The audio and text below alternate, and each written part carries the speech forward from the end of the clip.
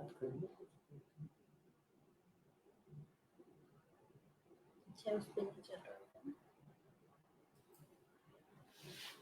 नमस्कार, मैं स्मिता श्रीवास्तव, संस्थापिका जज़्बातों के भवसागर से।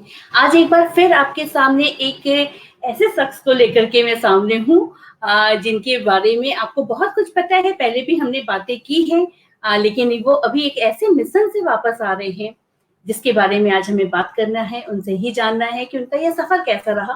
बहुत-बहुत स्वागत है नीतीश जी। नमस्कार मैम, और बहुत अच्छा लगा इस प्रोग्राम में आकर, और एक और बार मैं आ चुका हूँ इस सेशन में, और अभी तो मैं माउंट एल्ब्रस फतह करके आया हूँ। जी। बस आज आपके साथ इसी यात्रा को हम लोग बहुत विस्तार से जानेंगे कि कैसा रहा आपका ये सफ़र, किस तरह की अड़चनों का सामना करना पड़ा और आपका अनुभव कैसा रहा। तो बस नीतीश जी, जितने भी दर्शक हमसे जुड़े हुए हैं, मैं चाहूँगी कि आप लोग इस कार्यक्रम को अधिक से अधिक शेयर भी कर दीजिए, ताकि आज जो बातें हैं, हम लोग में से बहुत ही रेयर ऐसा देखा जाता है कि इस तरह के काम को जो अंजाम देते हैं। आज हमारे सामने वो माउंटेनियर हैं नीतीश कुमार सिंह जी। तो बस आप फटाफट से जुड़ जाइए और शेयर कर दीजिए। नीतीश जी, कैसा रहा? कहाँ से शुरुआत की आपने? जर्नी तो बहुत ही, कहते हैं ना, लाइफ में जीरो से ही स्टार्ट करता है, और कुछ ना कुछ रिजेक्शंस होती है, कुछ ना कुछ परेशानियां होती हैं कि जो लाइफ में आपको बना देती हैं और आपको आगे पुश करती हैं और ज़्यादा करने के लिए।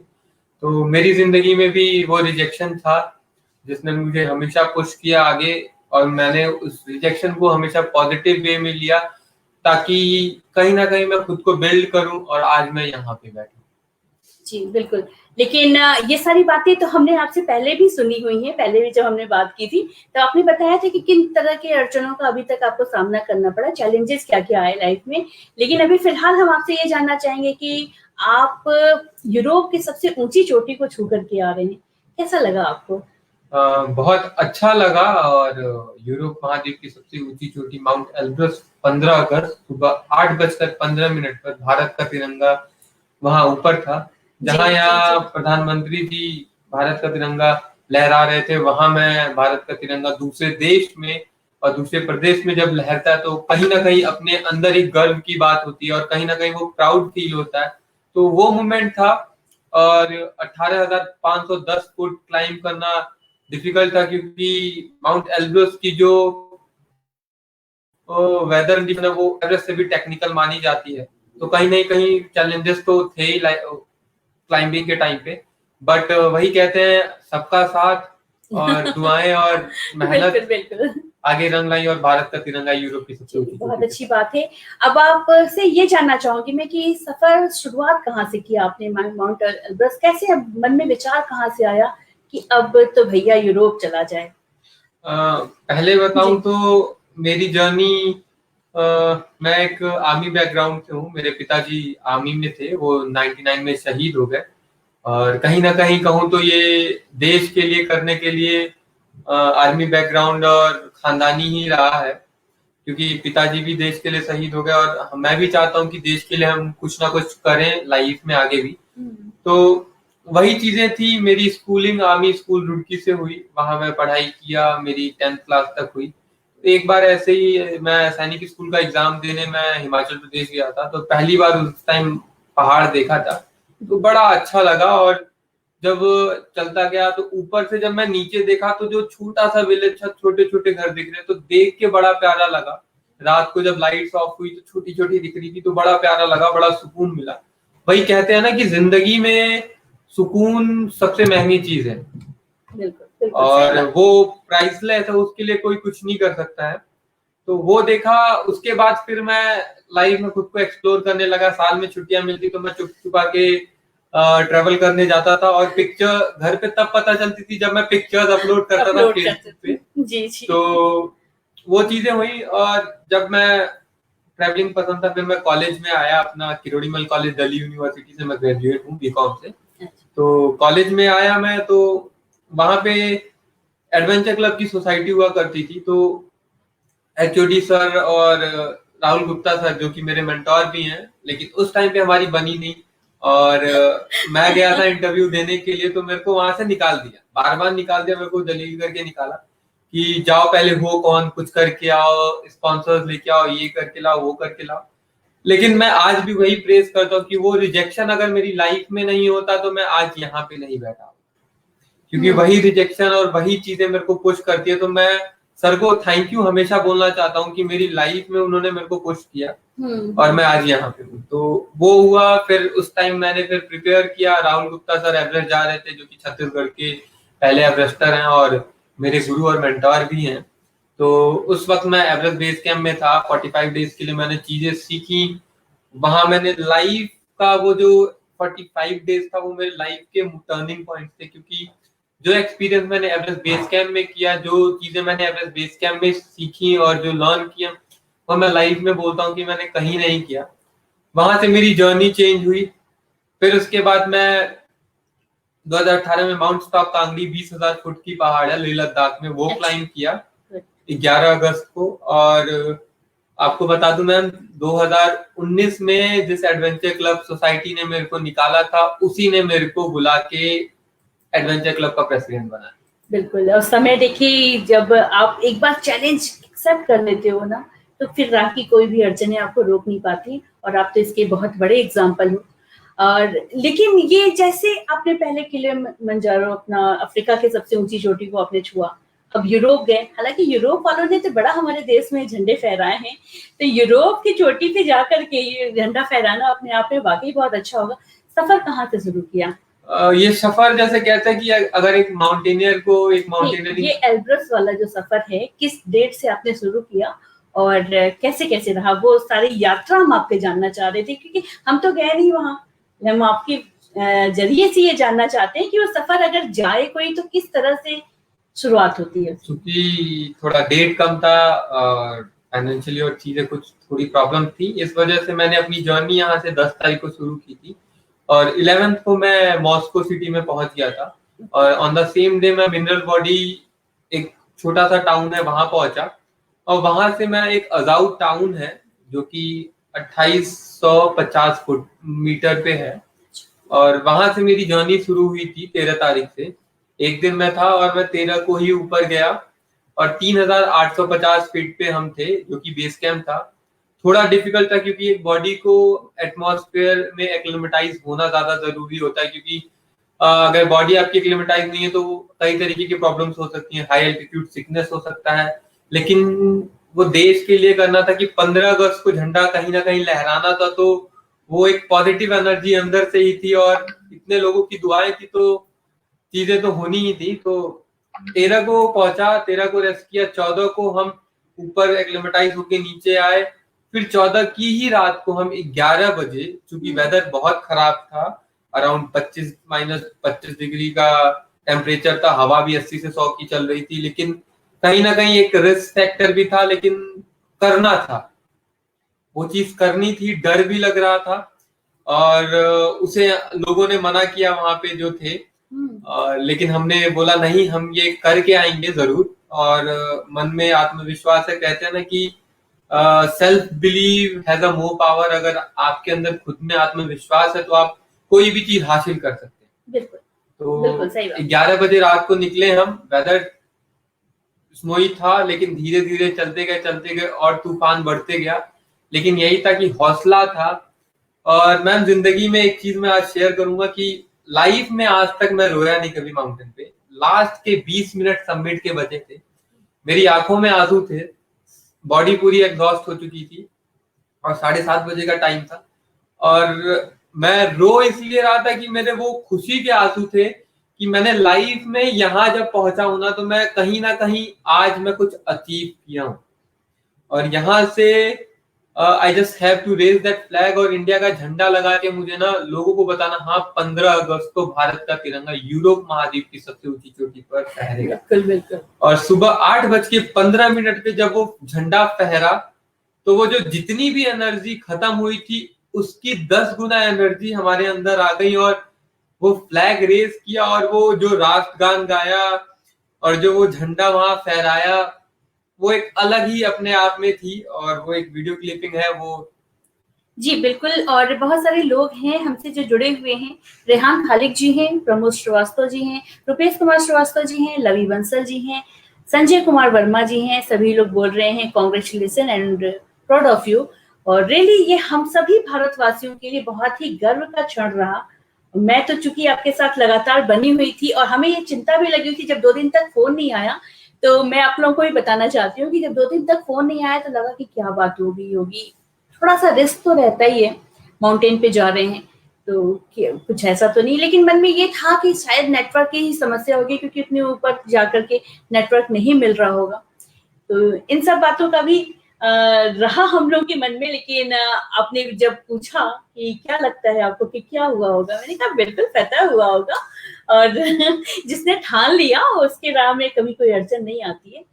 और कैसा फिर आप रास्ता भी भटक गए थे, आपने बताया था, उसके बारे में भी आप हमारे दर्शकों को कुछ हुआ क्या कि फिर मैं वो क्लिपिंग चलाती हूँ उसके बाद। जी। जब हम सबमिट करके नीचे आने लगे तो करीब आधे घंटे बाद तूफान बहुत ज्यादा चलने लगा। बॉडी तो एग्जॉस्ट हो ही चुकी थी और ट्रेवास था पूरा का पूरा ऐसे 70 डिग्री का एक्लाइन था और उस पे चलना, वो भी क्रैम्पॉन और शू बूट, 3 किलो का बूट होता है, 1.5 किलो का क्रैम्पॉन, तो उसके साथ चलना डिफिकल्टी होता है। और स्नो भी 1.5 फीट की थी स्नो, तो पैर रखो तो घुस जाता था और इधर के साइड में खाई खाई है। तो एक पॉइंट आता है, एक पॉइंट के बाद थोड़ा सा पैर फिसल गया और हम नीचे के साइड में आ गए और वहां से फिर ऊपर उठ के आना, और जैसे स्नो पूरी पड़ रही थी तो हमारे पास सिर्फ फुटप्रिंट के अलावा और कुछ नहीं। और वहीं पे हम भटक गए 4 घंटे और ऊपर आने के लिए फिर धीरे धीरे हमने मशक्कत की और ऊपर आए। तो एक पॉइंट था जहाँ पे एक रोप फिक्स हुई थी, तो वो रोप के सहारे ही हम वापस आए। और तूफान बहुत ज्यादा चल रहा था, यहाँ पे पूरा का पूरा आइस ये पूरा हो गया था। एंड मेरे पैर के अंगूठे में भी थोड़ा सा फ्रोस्ट बाइट का माइल्ड आ गया था क्योंकि पिछले 17-18 घंटे से मैं जूते पहना था और उसमें थोड़ा थोड़ा आइस था और वो गीला होते होते ही सारी चीजें हो गई थी। तो धीरे धीरे करते करते हम पहुंचे वापस और शाम के 8 बज गए थे। वापस आए, फिर सीधा हम लोग नीचे पहुंचे, रात के 2 बजे हम नीचे पहुंचे। और अपने आप में एक चीज नीचे आके ये थी कि यार नीतीश तुमने वो चीज कर ली और 15 अगस्त को वो झंडा फहर गया। मैं उस कंडीशन में नहीं था कि मैं फोन करके बताऊं क्योंकि इतना ज्यादा थक चुका था मैं उस वक्त, क्योंकि रात के 2 बज रहे थे और फोन करना और सारी चीजें, तो कहीं ना कहीं मैं उस मेंटल स्टेट में भी नहीं था। और जब सुबह हुई, जगह मेरे अंदर थोड़ी एनर्जी आई, घर वाले भी परेशान थे क्योंकि मैंने बोला था कि 2 बजे तक हम आ जाएंगे, लेकिन पर प्रॉब्लम की वजह से हम लोग फंसे रह गए।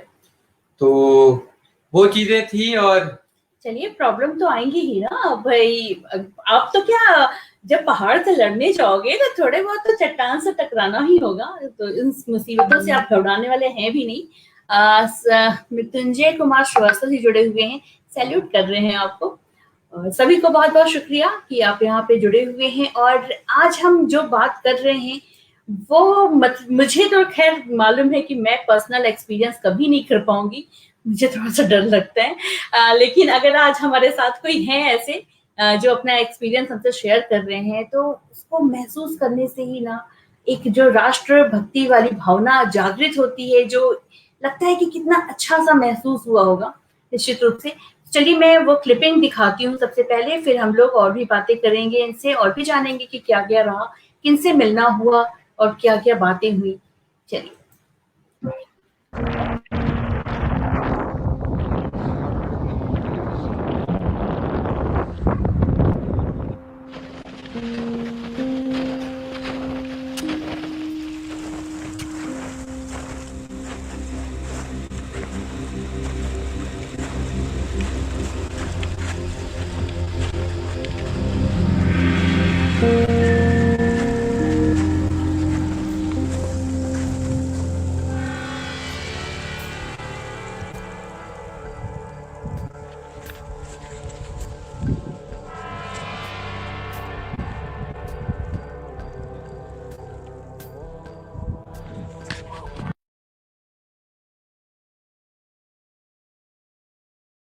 Sir, Rakesh sir, Ravi sir, Ram Bhavan, Anoop मैं आप लोगों को भी बता दूं जी।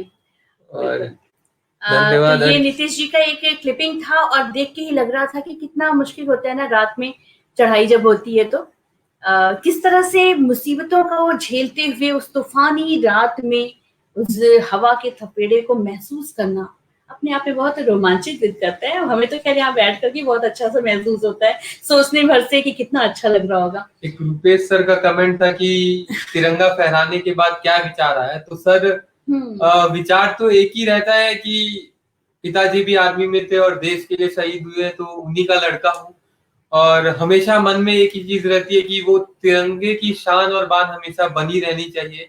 और जब वो किसी दूसरे देश में फहरता है, दूसरे देश में जब उस कंट्री का फ्लैग ना होके हम दूसरे देश में भारत तिरंगा जब फहराते हैं, तो वो अंदर से ही इतना गर्व फील होता है कि एक पर्सन ही उसे फील कर सकता। मैं यहाँ बयां तो नहीं कर सकता, लेकिन इतना ज्यादा प्राउड फील होता है कि हाँ, मैंने उस चीज को अचीव कर लिया, मैंने उस हाइट पे जाके मैंने उस चीज को अचीव किया है।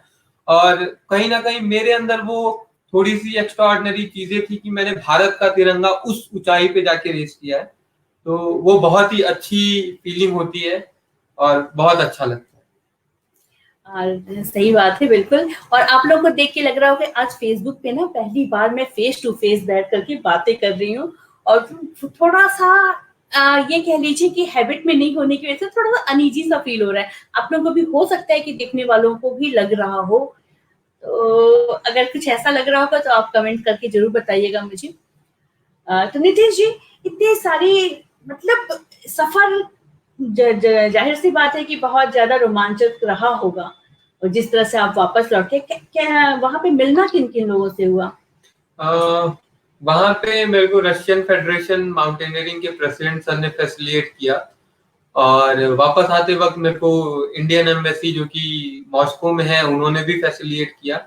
साई मुरली सर जो कि IFS हैं 2019 बैच के, उन्होंने फैसिलिटेट किया और उन्होंने बधाई भी दी कि नितिश आपने किया और देश का नाम रोशन किया, और आपने 15 अगस्त को फ्लैग रेस किया, तो बधाई भी दी, हम बात की चर्चा भी किए, हम बात करके, और भारत और यहाँ कुछ चीजें हमें भी जानने को मिली। और वही बात है ना, प्रदेश में अगर अपना देश का बंदा कोई हो या कोई भी मिले तो कहीं ना कहीं बहुत अच्छा लगता है, तो वही चीजें थी।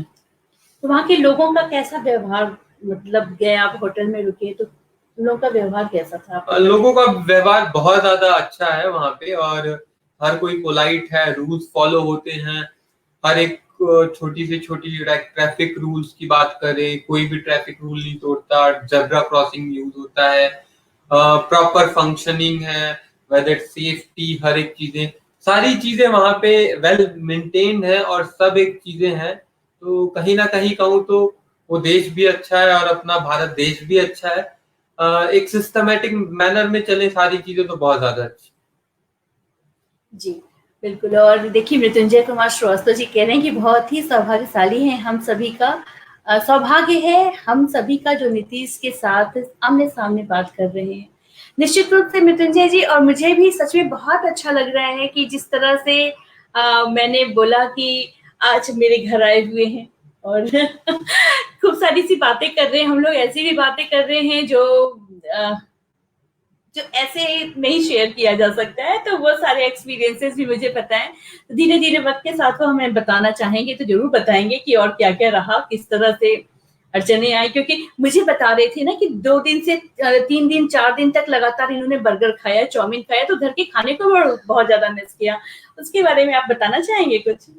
जैसे कि होता क्या है कि फॉरेन कंट्रीज में इंडियंस है नहीं वहां पे अभी, तो अब खाने को खाए क्या इंसान, अब हम लोग नॉर्मल इंडियन फूड खाने में, और कहीं ना कहीं वो चीजें मिसिंग थी, तो कोई ऑप्शन नहीं था, तो KFC में बर्गर खाओ या फिर चाउमीन खाओ, वही 2 ऑप्शन हुआ करते थे। और बाकी सारी चीजें तो अब जब हैबिचुअल नहीं है उस चीज पे तो खाएंगे तो टेस्ट होगा नहीं, और पहाड़ पे चढ़ने के बाद तो आपकी बॉडी मांगती है एनर्जी, तो वो चीजें भी नहीं, तो कहीं ना कहीं पूरी नहीं हो पा रही थी।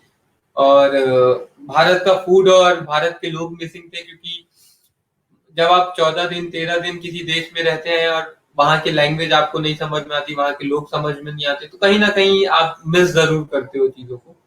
तो ये सारी चीजें कहीं ना कहीं याद आ रही थी। हाँ, तो अब वापस आकर के कैसा लग रहा है? घर का खाना मिला कि नहीं मिला? अभी भी मिला आपकी वजह से मिला और बहुत अच्छा रहा। चलिए, और क्या बताना चाहेंगे आप हमारे दर्शकों के साथ? मैं एक चीज पर्सनली शेयर करना चाहता हूँ कि मैं हर एक पर्वत से हर एक कॉज लेके चलता हूँ, और ये बहुत ही महत्वपूर्ण कॉज होता है। जैसे कि मैं बेसिकली मेंस्ट्रुअल हाइजीन, जो कि वैश्विक महामारी है, उस पर वर्क कर रहा हूँ, और हर एक पहाड़ से मैं संदेश देता हूँ। और अभी मैं, जो कि अफ्रीका महाद्वीप की सबसे ऊंची चोटी है, उसे फतेह किया था, वहां से मैंने ट्रांसजेंडर, थर्ड जेंडर का मैंने संदेश दिया था, जिसके लिए किरण नंदगिरी दीदी, जो महामंडलेश्वर है, उन्होंने सपोर्ट किया था मुझे। और वहां से मैं पहला ऐसा इंडियन हूँ जिसने थर्ड जेंडर को लेके वहां से क्लाइम किया था। और मेरा मानना ये है कि कहीं ना कहीं मैम, हमारा खून भी लाल है, उनका भी खून लाल है, तो इन सारी चीजों में भेदभाव नहीं होना चाहिए। तो इसी सोच के जब मैंने दीदी का, किरण दीदी की स्टोरी सुनी, तो मेरे भी आंखों में आंसू थे, और वो कहीं ना कहीं मुझे भी मोटिवेट करते हैं कि उन लोगों के लिए भी मुझे करना है लाइफ में। और सेकंड कॉज, जो कि मैं मेंस्ट्रुअल हाइजीन, जो कि वैश्विक महामारी है, कहीं ना कहीं वो एक नेचुरल प्रोसेस है, और इस चीज पे लोग खुल के बात भी नहीं कर पाते, सपोर्ट भी नहीं कर पाते।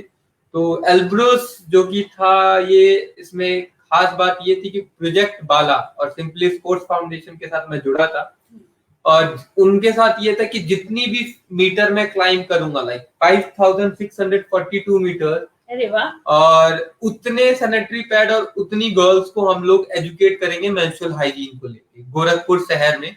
एंड ये प्रोग्राम अगले वीक में होगा, एंड आप लोग भी ज्वाइन कर सकते हैं मुझे, ताकि ज्यादा से ज्यादा जागरूकता फैला सके और ज्यादा से ज्यादा लोगों तक नॉलेज पहुंचा सके। तो यही चीजें थी, और यही चीज एक स्पेशल बनाती है कि 5642 मीटर्स और 5642 गर्ल्स। क्या बात है भाई, क्या बात है, क्लैप तो बनता है आपके लिए। बहुत अच्छे कॉज को लेकर के आपने क्लाइम भी किया, और वहां पे जिस तरह से मैसेज डिलीवर किया, वो भी बहुत बड़ी बात है। इस तरह से सोच पाना ही बहुत बड़ी बात है, मुझे ऐसा लगता है। लेकिन इससे, चूंकि आप बता रहे थे कि थोड़ी बहुत फाइनेंशियल प्रॉब्लम भी रही, और भी तमाम दिक्कतें, परेशानियां आपके साथ लगी रही, किन लोगों ने आपकी सहायता की, मदद करने वाले हाथ कौन से आगे बढ़े? मैं वैसे कहूँ तो सिंपली स्पोर्ट्स फाउंडेशन, प्रोजेक्ट बाला, नोवा इंटरप्राइजेज, और रुपेश सर ने भी मदद की है मुझे। और मैं फाइनेंशियली भी ना बोलूँ तो, अगर मेरे लिए हर एक आदमी एक सपोर्ट सिस्टम की तरह रहा है, जिसने मेरे को एक लाइक भी किया, कमेंट भी किया, मेरे को हमेशा आगे पुश किया या शेयर किया, वो मेरे लिए एक मोरल सपोर्ट के लिए काम किया है। क्योंकि कहीं ना कहीं जब मैं उस पहाड़ पे खड़ा रहता हूँ, जब मैं गिव अप करने के लिए सोचता भी हूँ, तो मेरे को याद आता है मेरे पीछे बहुत सारे लोग हैं जिनकी आशाएं हैं, जिनकी कहीं ना कहीं चीजें जुड़ी हुई हैं मेरे से। तो ये सारी चीजें मेरे को कभी गिव अप नहीं करने देती हैं, और ये सारे लोग हैं, और जिन्होंने मेरे को सपोर्ट किया। आपका भी बहुत सपोर्ट रहा है मैम, एक राइट मुझे पता है गाइडेंस में। सबसे अच्छा क्या लगा नीतीश आपके लिए, कि आप वो जो एक है ना कि बर्फ के थपेड़े पड़ रहे हैं, हवा चल रही है, उसमें जब आपने रिकॉर्डिंग करके भेजा, पहले इन्होंने मेरा नाम गलत बोल दिया था, स्मिता की जगह इन्होंने स्मृति बोल दिया था, लेकिन रियली मुझे इतना ज्यादा टच कर गया ये सारी बातें। मैंने कहा बिल्कुल नहीं था, आप लोग ये बिल्कुल मत सोचिएगा कि स्मिता ने कहा होगा कि नीतीश वहां जाकर के ऐसा करना, बिल्कुल नहीं कहा था मैंने। और लेकिन उसमें उतनी ऊपर जा करके यहाँ के लोगों को याद रखना, ये बहुत बड़ी बात है। तो आपको जब रिकॉर्ड करे तो आपने बताया कि ना कि इंसान लॉस्ट हो जाता है, ब्रेन काम नहीं करता है।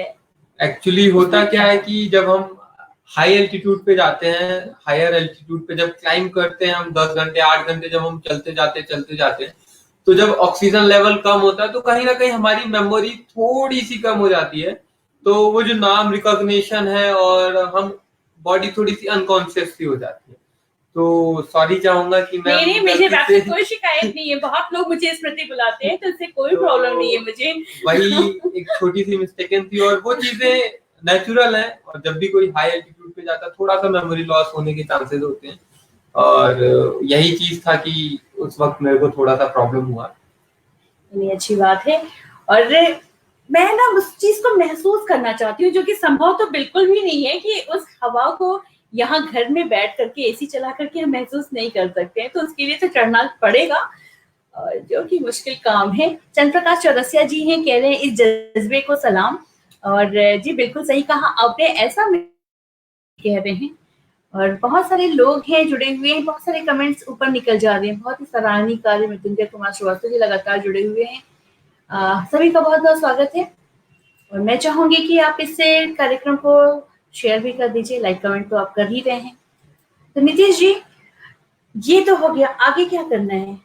भाई अफ्रीका हो गया आपका और यूरोप हो गया, अब और क्या करना मैं है? विश्व की जो 7 ऊंची चोटियां हैं, मेरा अगला लक्ष्य वही है कि मैं उन 7 ऊंची चोटियों को फतेह करूं, और वो भी अगले 2 साल के अंदर, ताकि मैं इंडिया का यंगेस्ट पर्सन रहूं कि मैंने 7 पीक्स को क्लाइंब कर लिया। 2 पीक्स क्लाइंब हो चुकी हैं, 5 और बाकी हैं।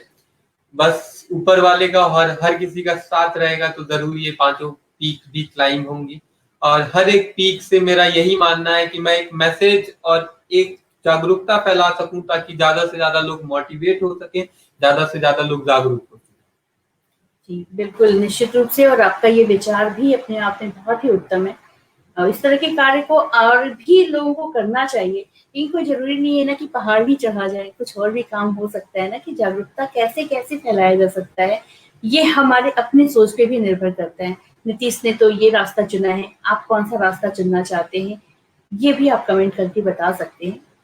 तो नीतीश जी, ये आपके आगामी का भी प्लान आपने बताया कि अभी आपको 2 जगह का हो, मतलब मेरे ख्याल में लग रहा है ना 2 कॉन्टिनेंट हो चुके हैं, तो 5 बचे हुए हैं।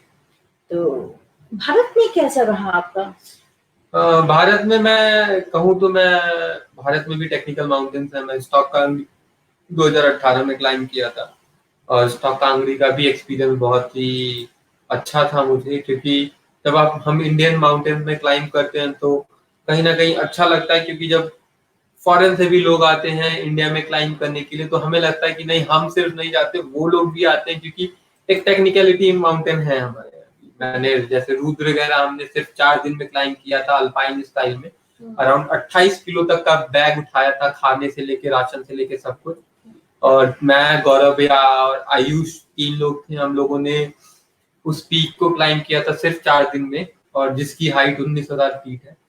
तो कहीं ना कहीं वो भी अपने आप में बहुत ही अच्छा था एक्सपीरियंस, क्योंकि उस पर्वत को जब हम बेस कैंप से ऊपर सबमिट को जाते तो 7 हम्प थे, ऊंट की शेप के थे। 7 हम्प को क्लाइंब करना बहुत डिफिकल्ट था, क्योंकि जब चलते रहो तो चलते रहो, पैरों पे ज्यादा प्रेशर पड़ता है, और जब आपके जूते भारी हो तो आपका पैर जैसे लगता है कि बेड़ियां किसी ने बांध दी है। लेकिन वही बात है कि जब जज्बा हो और सेल्फ बिलीव हो तो कोई भी चीज मुश्किल नहीं। बिल्कुल, हर बात में बस यही निकल के आता है कि जज्बा होना चाहिए, और आप जज्बातों की भवसागर पे हैं, तो जज्बा अपने आप ही आ जाता है। नीतीश जी, हमारे साथ रहिए, जज्बा आपका कायम रहेगा। तो ये तो सारी बातें इस तरह की होगी। माउंट एवरेस्ट का कब तक का विचार है? माउंट एवरेस्ट चढ़ने के लिए करीब करीब 30 से 40 लाख का बजट चाहिए, क्योंकि एवरेस्ट पे पानी का एक लीटर पानी पीने के लिए भी आपको कम से कम 600 रुपए लीटर पानी है, और पराठा भी 800 रुपए का। तो कहीं ना कहीं जी, कहीं ना कहीं मुश्किल है वो, बट मुश्किल तो कुछ नहीं है, बस भरोसा होना चाहिए। और वही बात है कि जिंदगी में कभी हार नहीं मानी, और ये चीजें तो मैंने अपनी मम्मा से ही सीखी है, क्योंकि जब 99 में पिताजी शहीद हुए तो 5 बच्चों को पढ़ाना और यहाँ तक पहुंचाना, एक अच्छी एजुकेशन, सारी चीजें देना, तो कहीं ना कहीं उनसे ही सीखी है। तो हार तो मानने वालों में से हूँ नहीं मैं। जिंदगी में पहाड़ तो चढ़ना ही है, बस अपनी जिंदगी का भी पहाड़ चढ़ना है, बस वही लक्ष्य है। जी बिल्कुल। देखिए, मृत्युंजय कुमार श्रीवास्तव जी कह रहे हैं कि मैं 30 साल से पहाड़ों पर ही रहता हूँ, महसूस कर सकता हूँ। और निश्चित रूप से मैं 1-2 बार गई हूँ हिल स्टेशन वगैरह, तो मुझे लगता है ना कि वहाँ के जितनी खूबसूरत दिखते हैं सब कुछ, वहाँ का जीवन बड़ा मुश्किल हो जाता है, क्योंकि हम जाते हैं 2-4 दिन घूमना देखना, बहुत अच्छा लगता है, मतलब मजा आता है, हम लोग एडवेंचर होता है हमारे लिए। लेकिन जो लोग वहाँ पे लगातार रहते हैं ना, उनका मुश्किल हो जाता होगा। रुपेश कुमार श्रीवास्तव जी, आपसे जानना चाहते हैं कि अपने मिशन में आप समाज से किस प्रकार के सहयोग की अपेक्षा करते हैं?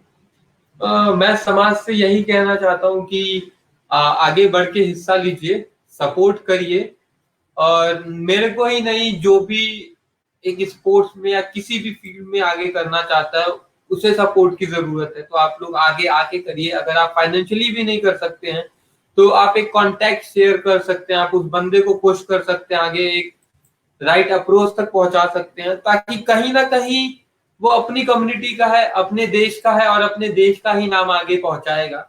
आज ओलंपिक में मेडल तो जरूर आ रहे हैं, लेकिन उसके पीछे 20 साल की मेहनत है, 10 साल की मेहनत है। 10 सालों में किसी ने नहीं पूछा, लेकिन आज 10 करोड़ 20 करोड़ देने को रेडी है। मैं कहता हूँ, मैं किसी को एंटी नहीं करता हूँ, लेकिन कहीं ना कहीं वो 6 करोड़ देने के जगह पे अगर एक स्पोर्ट्स प्लेयर कोई बिल्ड हो रहा है, तो मेरी यही एक दरख्वास्त है कि सरकार से भी, हर किसी से, कि आप जब वो बिल्ड कर रहा है तो उसे 10 लाख रुपए आप सपोर्ट करिए, तब वो एक मेडल नहीं, ओलंपिक में अगले आने वाले 10 सालों में कहीं ना कहीं 50 मेडल होंगे। तो वो 2 करोड़ 6 करोड़ की जगह अगर 10 लाख भी इन्वेस्टमेंट करे तो फ्यूचर में मेडल्स ही आएंगे। जी हाँ, बिल्कुल। और ये तो सही बात है ना, मुझे भी इस समय यही महसूस हुआ कि जब कोई जीत के आ रहा है तो उसकी कितनी वाहवाही हो रही है, कितना पूछ हो रहा है। अचानक से वो कहीं का ब्रांड एम्बेसडर हो जा रहा है, किसी ने इतने करोड़ रुपए दे दिए, किसी ने ऐसा दे दिया वैसे। जिस समय उसके संघर्ष का समय था तब तो कोई किसी ने नहीं पूछा। और हमारे साथ पुनीत पांडे जी हैं, शुभकामनाएं भाई जी कह रहे हैं, और ऐसे ही आगे आप बढ़ते रहें। जी बिल्कुल कह रहे हैं। मृत्युंजय जी हमसे जुड़े हुए हैं लगातार और बहुत प्यारे कमेंट कर रहे हैं वो आपको। ये तो हो गया कि लोगों के साथ अपेक्षा, सरकार के साथ अपेक्षाएं भविष्य में। अच्छा, आप लोगों को ये भी एक सवाल रहता है कि इतना आपने मेहनत की, इतने खर्च किए, आप वहां तक गए, इसके बाद अचीवमेंट क्या है? ठीक है, आपने झंडा फहराया, अच्छा महसूस हुआ, और क्या अचीवमेंट्स होंगे? मैं वैसे स्पोर्ट्स क्लाइंबर हूँ, और स्पोर्ट्स क्लाइंबिंग ओलंपिक में भी आ चुका है। मैंने नेशनल खेला है, ओलंपिक नेशनल खेला, उत्तर प्रदेश को मैंने रिप्रेजेंट भी किया है, एंड मैं ही एक इकलौता प्लेयर हूँ। तो कहीं ना कहीं मेरा मानना है कि मैं अपनी आपको एज ए स्पोर्ट्स प्लेयर भी देखना चाहता हूँ फ्यूचर में। बट स्पोर्ट्स प्लेयर माउंटेनियरिंग से भी ज्यादा कॉस्टली फील्ड है, तो कहीं ना कहीं खुद को स्टेबल भी करना ज्यादा जरूरी है। और एक लाइफ में कहते हैं ना कि एक फाइनेंशियल ऑब्लिगेशन हर किसी में आ जाता है, फैमिली को सपोर्ट भी आज की डेट में करना है। तो मैं साइड बेसिस में अभी फ्रीलांस डिजिटल मार्केटिंग भी करता हूँ, और I own my own firm also, और वही चीजें मेरे को थोड़ी आगे लेके जाके पुश भी करनी है। और कहीं ना कहीं मुझे भी है कि देश के लिए मुझे सर्व करना है, तो मैं सिविल सर्विसेज और एसएससी वगैरह के एग्जाम्स भी दे रहा हूँ। तो वो कंधे पे सितारे पसंद है, तो कभी ना कभी शायद लगे ही, मेहनत जारी है। क्या बात है भाई, इतने लोगों की शुभकामनाएं हैं, इतने लोगों का प्यार है अब आपके साथ। कहते हैं दुआओं में बहुत असर होता है, और मुझे लग रहा है कि वो असर करना अब शुरू भी हो चुका है। जिस तरह से आपने इतने तूफान का सामना किया है, तो ये दुआओं का ही असर है। नीतीश जी, हमारे साथ जितने भी लोग जुड़े हुए हैं वो आपसे और भी बहुत कुछ जानना चाहते होंगे, तो कृपया आप लोग अपने प्रश्नों को यहाँ पे अवश्य रखिए। हम लोग जुड़े हुए हैं तो खूब सारी सी बातें हो जाएंगी, फिर पता नहीं कब ऐसे बैठेंगे और बातें करेंगे। तो एक्चुअली 2 जगह से लाइव हो रहा है, एक नीतीश जी के पेज पे भी हो रहा है, हम लोग वहां पे कमेंट नहीं पढ़ पा रहे। नीतीश जी, मैं चाहूंगी ना कि एक बार आप जरूर देख लीजिए कुछ कमेंट्स उसमें से भी, तो जो लोग आपसे जुड़े हुए हैं। निकेत चौरसिया जी शुक्रिया, अविनाश जी शुक्रिया, आदित्य बादल जी शुक्रिया। एक बार क्लिपिंग फिर से दिखाइएगा, मैंने मिस किया। अच्छा ठीक है जी, जरूर मैं इस पे नहीं होगा, मैं चाहूंगी ना कि आप ये वाला शेयर कर दीजिए अपने पेज पे भी, तो लोग ज्यादा जुड़ पाएंगे। आप लोग अपने कोई अगर क्वेश्चन हो ना, मन में कुछ चल रहा हो कि ये जान लूं मैं, वो जान लूं, कैसा लगता है, तो आप लोग यहाँ पे अपने प्रश्न रख सकते हैं। चलिए, कोई बात जी, राकेश सर जरूर, और बिल्कुल हर किसी का हमारे साथ अनुपमा सहाय जी जुड़ी हुई हैं और हार्दिक बधाई दे रही हैं आपको। बहुत बहुत शुक्रिया इनकी तरफ से। बहुत सारी बधाइयां हैं आपके लिए, और मिठाइयां मैंने खिला दी हैं। मिठाइयां मैंने खिला दी हैं, अभी बहुत कुछ करने का मन है, देखते हैं कि किस तरह से रास्ता बनता है। और सभी का स्वागत है, आ जाइए यहाँ पे पार्टी करते हैं हम लोग। क्योंकि नीतीश जी जो काम करके आ रहे हैं उसके बाद तो ये इतना तो बनता है। नीतीश, फिर अगला मिशन कब शुरू कर रहे हैं आप? बस जल्द ही, अभी तो गोरखपुर पहुंचता हूँ, और मैं 26 तारीख को 2:30 बजे गोरखपुर एयरपोर्ट पहुंच रहा हूँ। आप सभी के आशीर्वाद से अभी तक सब कुशल हूँ, और जल्द मुलाकात होगी गोरखपुर एयरपोर्ट पे। और आप लोगों का आशीर्वाद है मैम कि मैं स्वस्थ यहाँ पे बैठा भी हूँ, और सब कुछ। और मिशन अगला होगा, आगे कुछ चीजें थोड़ा फैमिली का भी देखना है, बस 1-8 महीने में सेटल कर लूँ, फिर उसके बाद आगे चीजें जरूर आएंगी। एंड मैं बोलना चाहूंगा कि जिंदगी में बहुत खुशनसीब हूँ, मुझे बहुत अच्छे अच्छे लोग मिले हैं, जैसे पुनीत भैया हो गए, राहुल भैया हो गए। मेरे बड़े भाई साहब भी एक पिता की तरह हमेशा सपोर्ट किया है मुझे, हमेशा एक सपोर्ट सिस्टम रहे हैं। और राहुल भैया की बात करूं मैं, और प्रशांत जायसवाल भैया की बात करूं मैं, और हर किसी ने, किरण नंदगिरी दीदी की बात करूं, उनका भी आशीर्वाद हमेशा रहा है मेरे साथ। शुभम शुक्ला जी और नैना दीदी, हर किसी का साथ हमेशा रहा है मुझे। और माफी चाहूंगा अगर किसी का नाम मिस हो जाए तो। और लेकिन यही है कि जिंदगी में हमेशा हर किसी ने मुझे मोटिवेट किया है और हमेशा मुझे आगे पुश किया है, और आज मैं यहाँ पे। और हमारे साथ यहाँ पे जुड़े हुए हैं दया शंकर जी, कहते हैं कि पहले तो सल्यूट सर, आपने तिरंगे की शान को बढ़ाया है और आपके जुनून को सलाम। निश्चित रूप से, और इन्होंने तिरंगा हम सबका मान है, सम्मान है, हमारी आन है, जो भी कह लीजिए, हमारा जान है। तो जिस तरह से आपने इतने, आप अच्छा जब बैग में रखते हैं तिरंगा, तो कहते हैं ना तिरंगे को बहुत सहेज के रखना, तो किस तरह से रखते हैं आप? अगर मैं तिरंगे की बात करूं तो हमेशा एक, जैसे ऑफिशियली तिरंगा आता है, जैसे एक कोल्ड होता है, और मैं बहुत ज्यादा तिरंगे को वैल्यू करता हूं, क्योंकि मेरे पिताजी की भी लाश जब आई थी तो उस तिरंगे में लिपट के आई थी, तो कहीं ना कहीं वो एक तिरंगा उतना स्टैंडर्ड और उतनी वैल्यू है उस चीज की, और हमेशा मैं रिस्पेक्ट करता हूँ। तो मेरे लिए वो तिरंगा ही तिरंगा नहीं, मेरी जान के बराबर है। तो उसे फोल्ड करना, उसे प्लास्टिक के अंदर रखना, उसे एकदम अच्छे तरीके से रखना हो, तो उसे मैं बहुत अच्छे से केयर करता हूँ। और ले जाना और लगा के वापस आना नहीं, वहां उसे अच्छे तरीके से फोल्ड करके लेके आना, वो हमेशा मेरी पहली प्रायोरिटी है। सही बात। और आप अपने मिशन में सक्सेसफुल रहिए, हमेशा रहिए, और ये हम सबकी दुआएं हैं। मैं चाहूंगी कि अभी भी अगर आपके मन में कुछ प्रश्न चल रहे हैं तो कृपया आप उसको यहाँ पे रखिए। आइए, गोरक्षनाथ की भूमि आपके स्वागत को तैयार है। पुनीत पांडे जी आपको कह रहे हैं। जी बिल्कुल, और मुझे मालूम है यहाँ दिल्ली में स्वागत हो चुका है उनका, अब गोरखपुर में स्वागत की तैयारियां चल रही हैं। तो कैसा लग रहा है अभी आपको गोरखपुर पहुंचना है? तो बहुत अच्छा लग रहा है, थोड़े सरप्राइजेस हैं, और अब वो 26 तारीख को ही जाके होगा। बड़े भाई साहब लोगों का आशीर्वाद है, माताओं का आशीर्वाद है, और कहीं ना कहीं इस बार तो ये भी हुआ कि मैं पहली बार किसी फेस्टिवल को मिस किया मैंने। रक्षाबंधन था 22 तारीख को और मेरी फ्लाइट 23 तारीख को थी, और राखी नहीं थी मेरे पास। राखी बहन ने दिया जरूर था, लेकिन वो कहीं ना कहीं क्लाइंबिंग के टाइम पे मिसफिल्ड हो गया मेरे से। तो पहली बार मिस हुआ कि कलाई खाली थी, बहन की याद आ रही थी, घर परिवार का याद आ रहा था कि काश इस त्योहार में मैं घर पे होता। और वही चीज है कि जब आप परदेश में रहते हैं तो आपको त्योहारों की वैल्यू पता चलती है। और तो जी बिल्कुल, कोई बात नहीं, होता है जीवन में कुछ पाने के लिए ना, कहते हैं कहीं ना कहीं कॉम्प्रोमाइज करना पड़ता है, तो वो कॉम्प्रोमाइज ही है। कोई बात नहीं, फिर आएगा त्योहार। और आपने याद किया ना, सबसे बड़ी बात होती है भावनाएं। जो कस्टम्स है ना वो तो हम निभाते आए हैं, लेकिन भावनाएं अगर जिंदा हैं तो सब कुछ सही है। अब से राखी बनवा लीजिए कि रक्षाबंधन का क्या इंतजार करना है।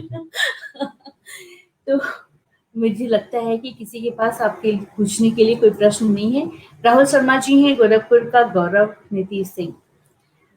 जी निश्चित रूप से, और मुझे लग रहा है गोरखपुर के ही नहीं, अब तो वो भारतवर्ष के हो चुके हैं, क्योंकि जिस तरह से जाकर के उन्होंने तिरंगा को दूसरे देश में ही नहीं, दूसरे कॉन्टिनेंट में जाकर के जिस तरह से फहराया है, तो पूरे देश के लिए शान की बात है, हम सबके लिए ही गर्व की बात है। तो नीतीश जी, आप हमारे दर्शकों से अंत में क्या कहना चाहेंगे? बस एक चीजें कहना चाहता हूँ इस युद्ध से और हर किसी से।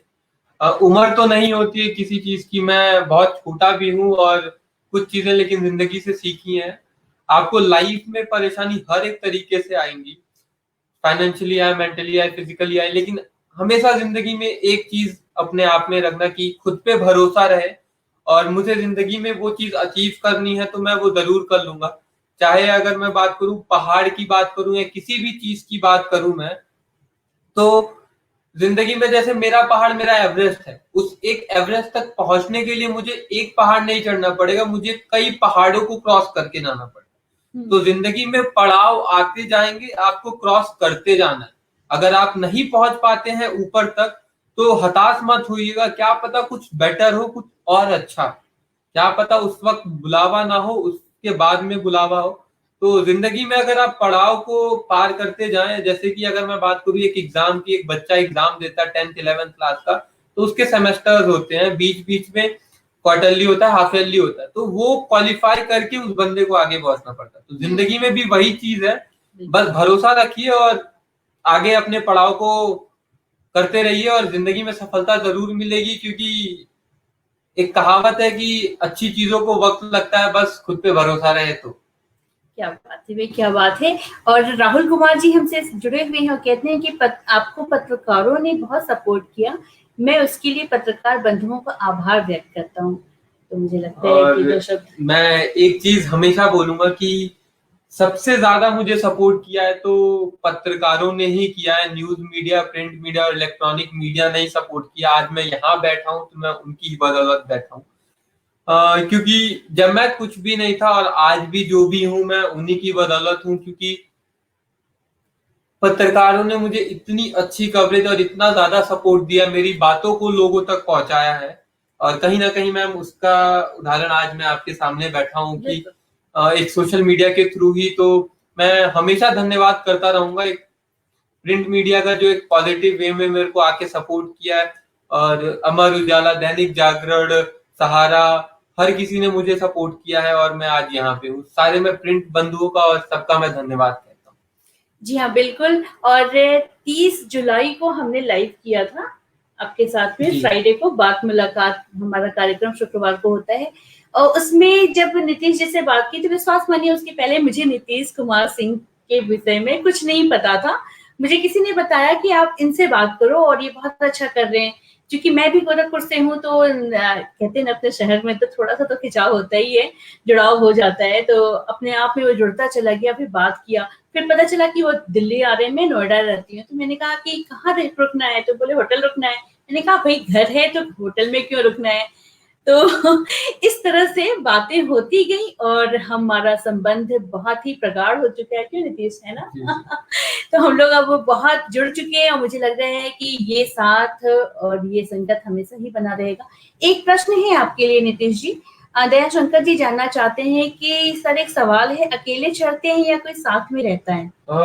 हम लोग सोलो क्लाइंबिंग भी करते हैं और कहीं ना कहीं टीम के साथ भी क्लाइंब करते हैं, क्योंकि होता क्या है कि एक परफेक्ट क्लाइंबर हो तो एक अच्छी टीम हो तो कहीं ना कहीं वो मोरल सपोर्ट रहता है, साइड में सपोर्ट रहता है, क्योंकि कुकिंग करनी हो, अल्पाइन स्टाइल में करना हो तो वो हमारे लिए बहुत ज्यादा अच्छा होता है, क्योंकि खाना बनाना, टेंट लगाना, एक आदमी खाना बनाता है, एक आदमी टेंट लगाता है, एक आदमी पानी लेके आता है 2 किलोमीटर से, तो वो कहीं ना कहीं ग्रुप भी करते हैं हम लोग और अल्पाइन भी करते हैं और सोलो भी करते हैं।